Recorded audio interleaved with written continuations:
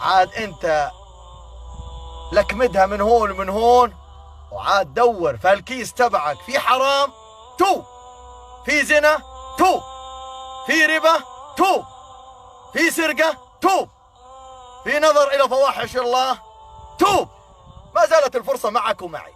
الآن أنا طلعت من القبر بإرادتي أنا وبكيفي أنا، لأنه هذا في القبر هون بس يموت شو راح يقول لربي؟ ربي ارجعني أعمل عملا صالحا. الآن بطلع عشان أعمل العمل الصالح. أنا طلعت، لكن اللي في المقبرة ما راح يطلع لأنه راحت عليه الفرصة. مزبوط ولا لا؟ انتهت الفرصة. أنا ما زالت الفرصة معي. ربي ارجعني أعمل عمل صالح. حيني طالع أعمل العمل الصالح.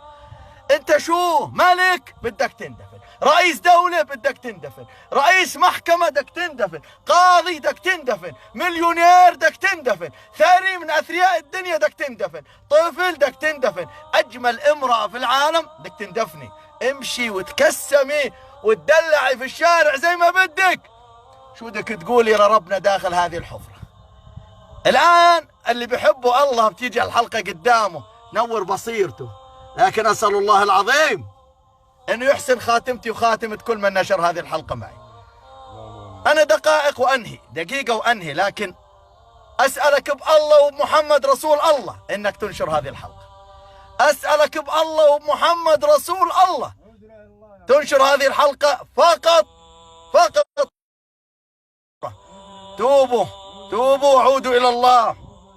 الله عز وجل قال الجنة عرضها السماوات والأرض، الجنة عرضها السماوات والأرض.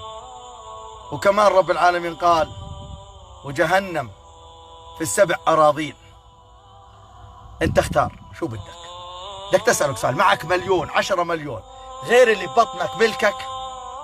سؤال.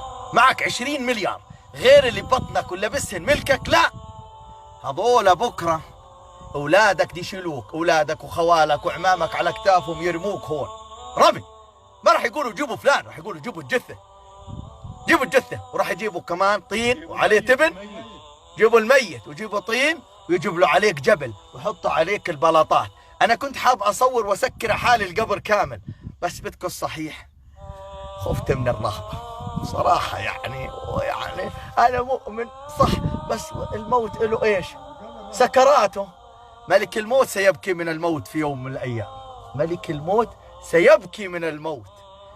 أحبتي أصدقائي، أنا آسف على هالخمس دقائق، لكن صدقني الله بحبك لما تتمعن وتفكر بجمالك، وتفكر بملايينك، وتفكر بقصورك، وتفكر بسلطتك، وتفكر بحرسك، وتفكر بملايينك وأسطولك وقصورك وسياراتك وأكلك.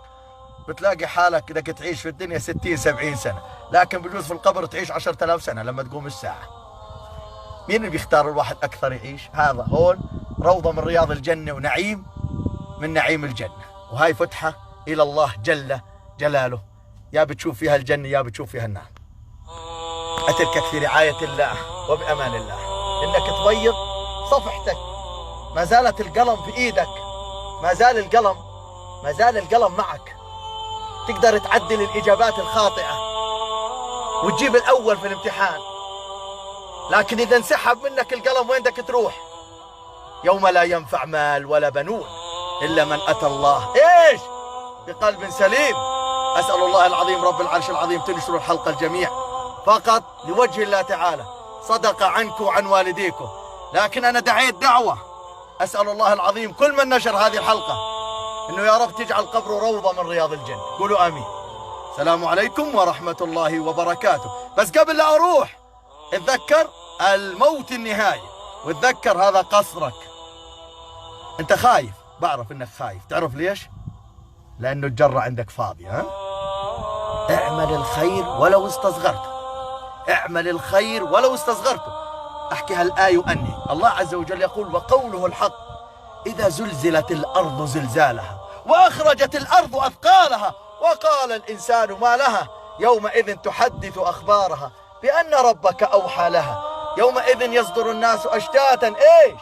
ليروا أعمالهم فمن يعمل مثقال ذرة خيرا يره ومن يعمل مثقال ذرة شرا يره. الله يحاسبك بمثقال الذرة. واستودعتكم بأمان الله الذي لا تضيع ودائعه. أخوكم العبد الفقير إلى الله جل جلاله، نضال أبو قمر من المملكة الأردنية الهاشمية. السلام عليكم ورحمة الله وبركاته.